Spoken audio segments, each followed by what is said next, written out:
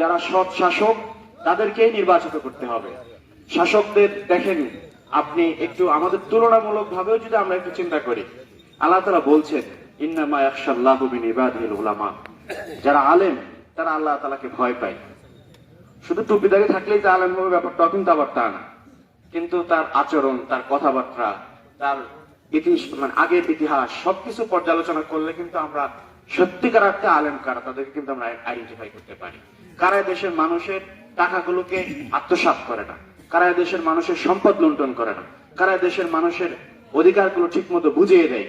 এটা কিন্তু বারবার কিছু মানুষ হলো আমাদের পরীক্ষা দিয়েছে, তাই না? আমরা দেখেছি জামাতের যে নেতৃবৃন্দ যাদেরকে মিথ্যা অজুহাতে মিথ্যা মামলা দিয়ে মৃত্যুদণ্ড দিয়েছে, আমাদের দুইজন মন্ত্রীও ছিলেন, মাওলানা মতিউর রহমান নিজামী এবং আলী আহসান মোহাম্মদ মুজাহিদ, তাদের মন্ত্রণালয়গুলোতে কিন্তু দুর্নীতি পাওয়া যায়নি। ওই সময়ে দুর্নীতিতে বাংলাদেশ শীর্ষে থাকলেও তাদের মন্ত্রণালয়গুলোতে কিন্তু দুর্নীতি খুঁজে পায় নাই। তাদেরই উত্তরসূরি হচ্ছেন আমাদের মাওলানা শফিকুল ইসলাম মোড়ল সহ আরো যারা নির্বাচন করছেন। তো তাদেরকে যদি আপনারা সহযোগিতা করেন, তাদেরকে যদি আপনার ভোট দেওয়ার মধ্য দিয়ে এদেশের মানুষের নেতৃত্বের জায়গায় পৌঁছে দিতে পারেন, আমরা বিশ্বাস করি সততার সাথে আপনাদের হকগুলো আপনাদের কাছে পৌঁছে দেবেন ইনশাআল্লাহ। এইটুকু নিশ্চয়তা অন্তত দিতে পারি। মোড়ল সাহেবের অনেক ইস্তিহার থাকতে পারে, তবে আমার কাছে মনে হয় জামায়াতের প্রার্থীদের সব থেকে গুরুত্বপূর্ণ ইস্তিহার হচ্ছে তারা মানুষের এক পয়সা লুণ্ঠন করবে না ইনশাআল্লাহ। তারা এই দেশের মানুষের অর্থগুলোকে কিছু পারুক আর না পারুক রাস্তার টাকা নিজের পেটে ঢুকাবে না ইনশাআল্লাহ। এই কমিটমেন্টের মধ্যে আমরা আপনাদেরকে দিতে পারি।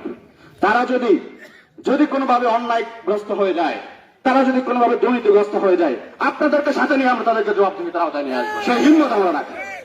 এটা জবাবদিহিতামূলক সংগঠন, এটা নেতা যা করবে তাই চলবে, এই সংগঠন জামাত ইসলামী নয়। নেতাকে আমরা জবাবদিহিতার আওতায় আনতে পারি, আমরা তাদের পিছনেই আন্দোলন করি। এমন নেতা না যে নেতার বিরুদ্ধে বললে আমার পথ চলে যাবে, নো, এরকম না। বরং নেতার বিরুদ্ধে বললে নেতা যদি দুর্নীতিগ্রস্ত হয় নেতার পথ চলে যেতে পারে। আমরা সেই রকম নেতার পিছনে কাজ করি। এজন্য আসুন আমরা তাদেরকে নেতৃত্বে নিয়ে যাই, তাহলে আপনারা আপনাদের অধিকার পাবেন, মানুষের মুখে হাসি ফুটবে, জুলুমতন্ত্র থেকে বাংলাদেশ মুক্তি পাবে ইনশাআল্লাহ। দ্বিতীয়ত যে কথাটি বলতে চাই, আল্লাহ তাআলা বলছেন যে তাআওয়ানু আলাল বিররি ওয়াত তাকওয়া ওয়া লা তাআওয়ানু আলাল ইসমি ওয়াল উদওয়ান। পরস্পরকে তোমরা সহযোগিতা করো ভালো কাজে, জনকল্যাণমূলক কাজে, তাকওয়ামূলক কাজে পরস্পরকে সহযোগিতা করো। ওয়া লা তাআওয়ানু আলাল ইসমি ওয়াল উদওয়ান, পাপাচারিতা এবং সীমালঙ্ঘনমূলক কাজে পরস্পরকে সহযোগিতা করো না। এই যে ভোটটা পাওয়ার মধ্য দিয়ে তো সে এমপি হইতে সহযোগিতা আপনি করলেন, তাই না? কারণ আপনার ভোট পেয়ে সে এমপি হয়ে যদি অপরাধ করে,